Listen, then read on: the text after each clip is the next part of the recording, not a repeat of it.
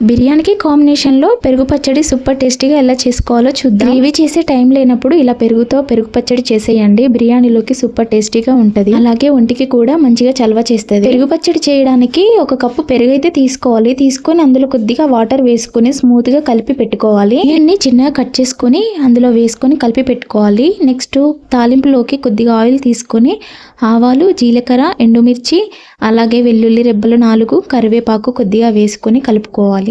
ఇందులోనే దంచి పెట్టుకున్న పచ్చిమిర్చి అలాగే అల్లం వెల్లుల్లి పేస్ట్ని కూడా వేసుకోవచ్చు, కానీ నేను డైరెక్ట్ వేసుకొని కొద్దిగా పసుపు వేసుకొని కొంచెం తాలింపు చల్లారాక దీన్ని అయితే తీసుకెళ్ళి పెరుగు పచ్చడిలో వేసేసి బాగా మిక్స్ చేసుకొని ఇందులో రుచికి సరిపడా సాల్ట్ అలాగే కొత్తిమీర వేసుకోవాలి. అంతే అండి, ఎంతో టేస్టీగా చూడడానికి ఇప్పుడే తినాలనిపించేలా పెరుగు పచ్చడి రెడీ. వీడియో లాస్ట్ వరకు చూసారు, ఒక లైక్ ఇచ్చేయండి. అలాగే వెళ్ళేటప్పుడు మన ఛానల్ని కూడా సబ్స్క్రైబ్ చేసుకోండి. Thanks for watching this video. Bye.